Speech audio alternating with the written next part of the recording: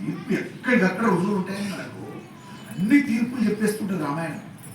బుద్ధ బంగారం, స్వచ్ఛమైన బంగారం తెచ్చావు, 10 తులాలు తెచ్చావు, స్వచ్ఛమైన బంగారం వేసుకుంటావా ముద్ద మెడలో? చిన్న చిన్నగా తెగొట్టి దానికి దారాలు కట్టి లేకపోతే దారం మళ్ళీ రాగితీ అల్లుకొని ఇలా మెడలో వేసుకుని రాగలుగుతావా? దానికి ఏమైనా ఉంటుందా విలువ? మరి దాన్ని ఏం చేయాలి? వంచాలి.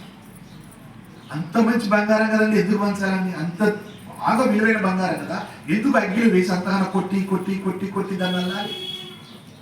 దాని కాంతి కొరకు అవసరం లేదు కదా, అది బంగారం కదా, బంగారమే.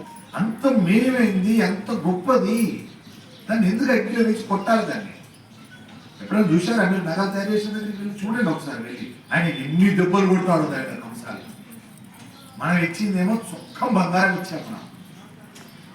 మనం అగ్గిలో వేసి తీసి సాగ తీసి ఇటు వస్తాడు అటు వస్తాడు, దెబ్బ మీద దెబ్బ దెబ్బ మీద దెబ్బ, పాపం ఎన్ని దెబ్బలు తింటుందో, స్వచ్ఛమైన బంగారం. ధర్మాన్ని పట్టుకున్న వారు కూడా అంతే,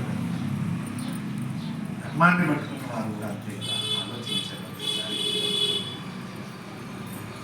ఎందుకు నీకు ఒక చరిత్రను సృష్టించాలంటే ధర్మం పట్టుకున్నావు. నీకు చరిత్ర రావాలి కదా, నీ పేరు సువర్ణాక్షరాలతో ఉండిపోవాలి కదా. ఇంత ముద్ద బంగారం తీసుకెళ్ళి కంసాలి చేతులు పెట్టి దెబ్బ మీద దెబ్బ కొట్టకుండా వడ్డీకి ఇచ్చేస్తే దానికి విలువ ఉందా? లేదు.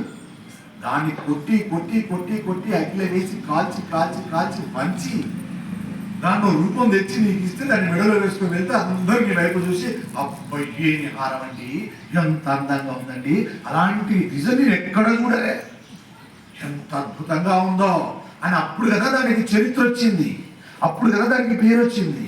మరి ధర్మం పట్టుకుంటే కూడా అంతేనండి. నీవు చరిత్రలో నిలబడాలంటే, నీ పేరు సువర్ణాక్షరాలతో లిఖించబడాలంటే చరిత్రలో కష్టపడక తప్పదు అంటుంది శాస్త్రం.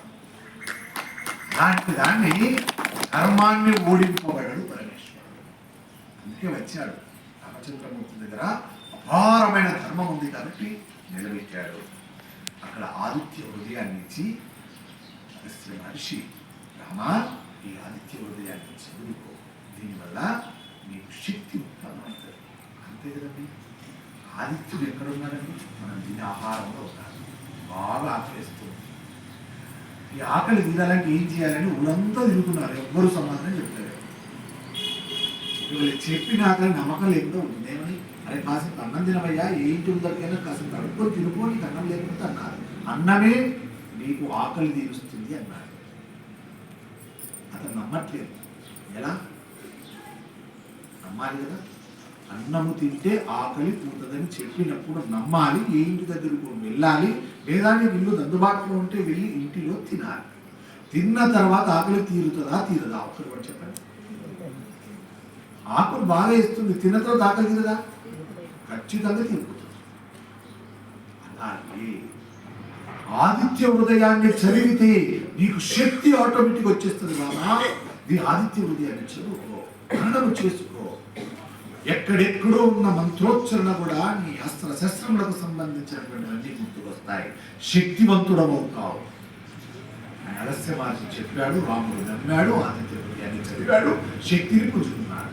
మనం కూడా అంతే. గురువులు పెద్దలు మనకు చెప్పినప్పుడు దాన్ని ఆచరించాలి. ధర్మాన్ని పట్టుకో, ఈ రకంగా చెయ్యి, ఇలా ఉండు, ఇలా ప్రవర్తించు అని చెప్తే దాన్ని చెయ్యాలి తప్ప దానికి తీర్మానం చెప్పకూడదు. ఏం చేస్తే అవుతుందంటవా, మనతో అవుతుందంటవా అని అప్పు బ్రహ్మముహూర్తం లేవడం. అమ్మో ఇన్ని సంవత్సరాలు ఆదివారం ఒక్కరోజు మనకు తిని తాగకపోతే నడవది, చుట్టాలు వస్తారు, బక్కాలు వస్తారు, వాళ్ళు పెట్టకపోతే ఎంత విలువ తక్కువ. అది అది కూడా బాగానే ఉండే. అవు రాక్షసులకు రాక్షసు తిండి పెట్టకపోతే ఉరుకుతారు రాక్షసులు. ఏమని కలవరా? కరుస్తున్నారు. ఎలా? మాటలతో కరుస్తారు. నీ ఇంటికి వస్తే 1000 రూపాయలు పెట్టి నాకు తెచ్చిపెట్టవా, నీదో ఇల్లా, నువ్వు మనిషివా అని మాటలతో కరుస్తలేరా? రాక్షసులు మాటలతో కరుస్తారు. అందుకే భయం మనకు. ఎందుకు భయం? మనం రాక్షసులు ఎందుకు? మనం తింటాం, మనం తాగుతాం. ఇంకేమంటాం? మన మా ఇంటికి వచ్చారు ఈ వారం, మరి వచ్చేవారం ఇంటికి చూడండి ఇలా మనం పోయామనుకోండి వాళ్ళు అనుకోలేదనుకోండి మనం కూడా ఏమంటాం రాక్షసులకి నడుస్తాం. చూసారా? దీని నుండి బయటకు రావాలి, చెప్పింది వినాలి. ఇది చేస్తే మనం మంచి జరుగుతుందని రామాయణం చెప్పినప్పుడు ముహూర్తం వాడుకోవాలి, ఆదివారం వాడుకోవాలి. సతి పతిని వ్రతంగా భావించాలి, పతి సతిని గౌరవించాలి. సతి పతులకు కలిగిన సంతానం తల్లిదండ్రులను పూజించాలి, ప్రదక్షిణ చేయాలి. ఇలా చేస్తే మంచి జరుగుతుందని రామాయణం చెప్పినప్పుడు ప్రశ్నించడం ఎంతవరకు ఉంటుంది? చెయ్యాలి తప్ప ప్రశ్నించడం. ఆ రకంగా రామచంద్రుడు అన్నాడు, ఆదిత్య హృదయాన్ని స్మరించాడు, యుద్ధానికి బయలుదేరాడు.